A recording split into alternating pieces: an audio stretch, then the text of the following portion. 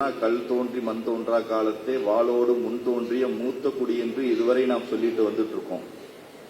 எந்த ஒரு அடிப்படையில் நாம் சொல்றோங்கிறது கூட நமக்கு தெரியாம நாம் சொல்லி வந்து கொண்டிருக்கிறோம். ஏனால் அத்தகைய பழம்பெரும் தொன்மையை கொண்ட ஒரு, ஆனால் அதை பற்றி ஆய்வுகளோ அதை பற்றி கருத்துக்களோ முழுமையாக இன்றும் நம்முடைய பொதுவெளியில் வந்து சேரவில்லை என்று நினைக்கும் பொழுதுதான் மிகவும் வருத்தத்துக்குரிய செய்தியா நமக்கு இன்னும் நம்ம அதை பார்த்துக்கிட்டு வர்றோம். அதையெல்லாம் மாற்ற வேண்டும் என்பதைத்தான் இது போன்ற ஆய்வுகள் இன்னைக்கு நமக்கு செய்து கொண்டு வருகிறோம்.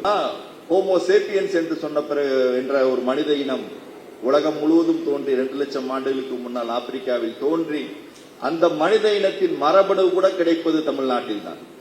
அதுதான் சிறப்பு. தமிழ்நாட்டில் 2 லட்சம் ஆண்டுகளுக்கு முன்னால் ஆப்பிரிக்காவில் தோன்றிய மனிதன் கிட்டத்தட்ட 60,000 ஆண்டுகளுக்கு முன்னால் இந்திய பகுதியில் குடியேறியுள்ளான். அதுவும் குறிப்பாக அந்த இந்திய பகுதியில் குடியேறிய மனிதன் இன்றும் வாழ்ந்து கொண்டிருக்கிறான் தமிழகத்தில். அவனுடைய மரபணு இன்னும் தமிழ்நாட்டில் கிடைக்குது. அது குறிப்பா நம்ம டிஸ்ட்ரிக்ட்ல தான், மதுரை டிஸ்ட்ரிக்ட்ல உசிலம்பட்டியில தான் கிடைக்குது. உசிலம்பட்டியில் விருமாண்டி என்பவர் 60,000 ஆண்டுகளுக்கு முன்னால் ஆதிக்குடியாக இங்கு குடிபெயர்ந்த மனிதனின் மரபணுவை சுமந்து கொண்டிருக்கிறார் என்ற செய்தி இந்தியாவிற்கே ஒரு வியப்பான செய்தி. ஆனால் அவரை பற்றி யாருக்கும் தெரியுமா? தெரியாது. அவரை கண்டுபிடிச்சவரே நம்முடைய மதுரை காமராஜர் பல்கலைக்கழகத்தில் பணிபுரிந்த பேராசிரியர் பிச்சப்பன் என்பவர் அதை கண்டுபிடிச்சார். அவர் ஹார்வர்ட் யூனிவர்சிட்டியில் இருக்க பேராசிரியர்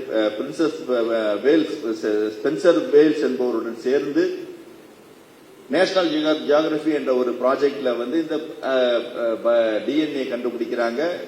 60,000 ஆண்டுகளுக்கு முன்னால் வந்தவர்கள் இங்கு வாழ்கிறார்கள், குறிப்பாக தமிழ்நாட்டில் வாழ்கிறார்கள். அந்த மக்களின் தொடர்பு தான் என்றும் தொடர்ந்து கொண்டிருக்கிறது என்பதுதான் நம்முடைய கருத்து. கிட்டத்தட்ட 60,000 ஆண்டுகளாக இந்த பகுதியில் நாம் வாழ்ந்து கொண்டிருக்கிறோம். ஆனால் நம்முடைய வரலாற்றை நாம் புரிந்து கொள்ளவில்லை.